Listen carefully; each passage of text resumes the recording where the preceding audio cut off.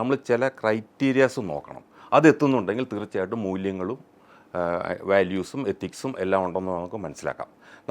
നമ്മളൊരു ബിസിനസ് നടത്തിക്കൊണ്ടിരിക്കുമ്പോൾ നമ്മൾ ശ്രദ്ധിക്കേണ്ടത്, നമ്മൾ പലരുമായിട്ടും ഡീൽ ചെയ്യുന്നുണ്ട്. അല്ലാത്ത കുറേ കാര്യങ്ങളാണ്. നമുക്ക് എംപ്ലോയീസ് ഉണ്ട്, നമ്മുടെ ജോലിക്കാരുണ്ട്, കസ്റ്റമേഴ്സ് ഉണ്ട്, സ്റ്റേക്ക് ഹോൾഡേഴ്സ് ഉണ്ട്. നമ്മളെ പല രീതിയിൽ സ്റ്റേക്ക് ഹോൾഡേഴ്സ് എന്ന് വിചാരിച്ചിട്ടുണ്ടെങ്കിൽ ഓണർഷിപ്പല്ല, പല രീതിയിൽ നമ്മുടെ ബിസിനസ്സുമായിട്ട് ബന്ധപ്പെടുന്ന ആൾക്കാരുണ്ട്. പിന്നെ പബ്ലിക്കുണ്ട്, സൊസൈറ്റി ഉണ്ട്. ഇവരൊക്കെ എന്താണ് ഈ ബിസിനസ്സിനെ പറ്റി ധരിച്ചിരിക്കുന്നത്, അതാണ് നമ്മൾ ശ്രദ്ധിക്കേണ്ടത്. അതാണ് അതിൻ്റെ എൻഡ് റിസൾട്ട്. മൂല്യങ്ങളുള്ള ബിസിനസ്സിൻ്റെ എൻഡ് റിസൾട്ട് അതാണ്. സൊസൈറ്റി, മനുഷ്യർ, എൻവറോൺമെൻറ്റ്, ഇതെല്ലാം എങ്ങനെയാണ് ധരിച്ചിരിക്കുന്നത് എന്നുള്ളത്. ഇവരുമായിട്ടുള്ളൊരു അസോസിയേഷൻ ഒരു വിൻ വിൻ സിറ്റുവേഷനിലാണോ പോകുന്നത്, അതോ നമുക്ക് മാത്രം ഗുണം കിട്ടത്തക്ക രീതിയിലാണോ നമ്മൾ ഇവരുമായിട്ട് ഡീൽ ചെയ്യുന്നത്, അതോ രണ്ട് കൂട്ടർക്കും ഗുണം കിട്ടുന്ന രീതിയിലാണോ എന്നുള്ളതാണ് എൻ്റെ ഒരു സംശയം.